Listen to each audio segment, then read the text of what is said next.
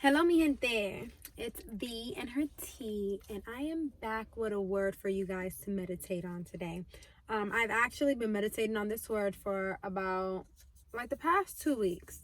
And when I say I've been meditating on it, I've been really like searching for what it means and what it really means to me, and what personally, this is just how I meditate on words, but I think God wants it to mean to us. And that word is going to be love. And the reason I want to meditate on the word love is because we just got through the holidays. There's a lot of things going on in the news, and I was listening to that one song, "Where Is the Love" by the Black Eyed Peas, and I love that song. I truly love that song. I feel like I feel like the more I listen to it over time, the more I start to understand it, and the more I really start to like open my eyes to certain lyrics and words that song had. And one line that really opened my eyes recently when I was listening to it was let your soul gravitate. No, what was it? Let your mind meditate, let your soul gravitate to the love. It's something of that sort.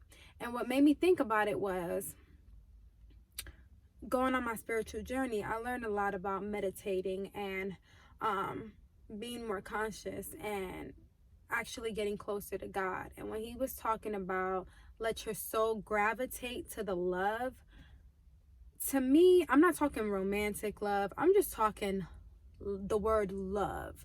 And I actually had a conversation with my boyfriend, and I was telling him, I really want to be more Christ-like. Everybody's like, be more Christ-like. You should follow the steps of Jesus Christ. But what does it truly mean to be Christ-like? And to me, this is how I said it. We all have powers. We all have a superpower that was given to us. And when you argue with people, and when you really put yourself in a situation that brings down your vibrations with another person, it's like you're literally giving them your power. What I mean, when I say I want to be Christ-like, they always say turn the other cheek. What would Jesus do? He'll turn the other cheek. Like, imagine somebody slapping the dog out of you, and you just truly in your heart being able to just walk away. Just walk away and really release that anger you have in your heart. Let me tell you, that's probably the hardest thing you could probably do, because somebody smacking me, I'm gonna want to smack you back. We about to be fighting. But when I say I want to be Christ-like, I mean I want to turn my other cheek. I want to be so rooted in myself and so covered with love that no matter how much a person tries to hurt me, I'm not fazed by it. I'm not hurt by it. Let me tell you, I'm still human. I'm not there yet. I'm not there yet. I don't think I'm gonna be there just quite yet, but I'm working on myself. So when I talk about love, what really also made me meditate on the word was we all do things. People all do things to either each other or to themselves, and sometimes it's really hard to forgive yourself. And with me, if you really know me, like, I was conflicted with religion, spirituality. I was conflicted with all that. I had mad questions. I will question any and everybody. I'm gonna tell me something, I'm gonna be like, well, why this? Why that? And one thing about like religion and God was I feared hell a lot. I feared, like, if I did something bad or if I did something out of sin, I wasn't going to be entered into God's kingdom, and I was gonna go to hell. Well, what made me really question something was I was finding it so hard to forgive myself over some decisions I may have made. And I really thought, like, like, God is not gonna look at me the same way again. Like, God's not gonna love me. Like, God's not gonna forgive certain things I've done in my past, until somebody I seen said, God is 100% love. He's 100% love. When you're 100% anything, you don't have 1%, 2% to spare to be anything else.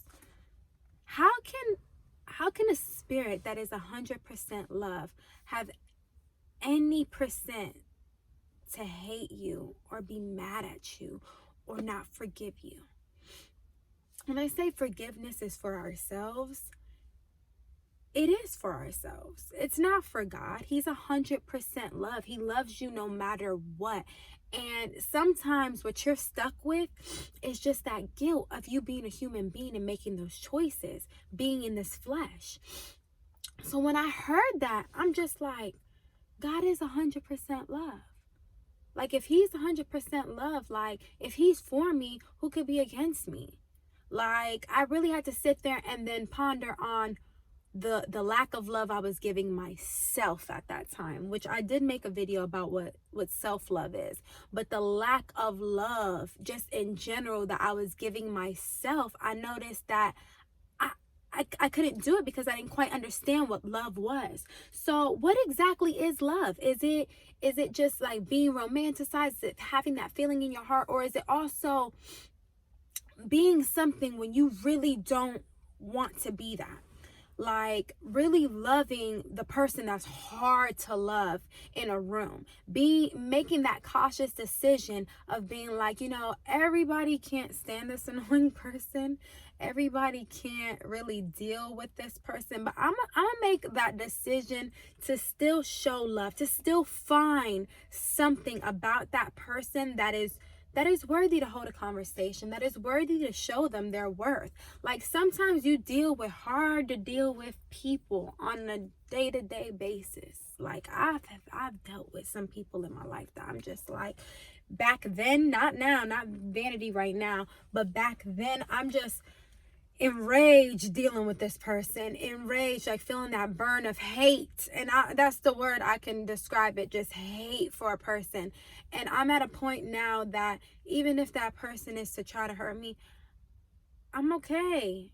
I have enough love in my heart where I'm just like, considering that person's background, considering where that person came from, their upbringing, I have to do nothing but project love out to them. That's where I show my kindness. Instead of being spiteful, instead of trying to be hurtful, I'm trying to be kind and I'm trying to show love.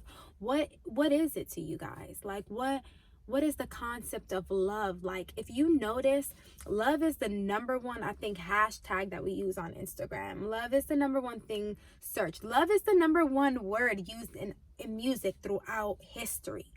There is significant evidence that love is important. It is important to people and their way of living, but yet people don't understand what it really is. We're all killing each other out here. We're all hurting each other out here. Little do you know that we need, like they said in the Black Eyed Peas song, we need to gravitate to that love. We need to gravitate to that God. God is 100% love. Why would you not want that? Why would you not want to feel that at all times? Love is happiness, it's harmony, it's joy. Like that's really what started my self-love and my spiritual journey. I was tired of feeling pain. I was tired of crying. I was tired of being confused. I was tired of not having that peace or love in my life. And I'm not talking romantically. I'm talking like within myself and just in this world. To know that God is 100% love and to understand that you can be that you can project that and you could be Christ-like. He was a strong man to be able to just turn the other cheek. I'm trying to be that. I'm trying to be that type of person where I could just turn my cheek and let the pain that people project out on me not affect me. Because when you do allow it to project out on others and you allow them to take your power, you're losing. You're losing. You become stronger when you work with love versus when you work with hate. There is a science to it all. There is. So today I want you guys to meditate on that word. Think about it. Really write it down and say, what is this word? What is the LOVE?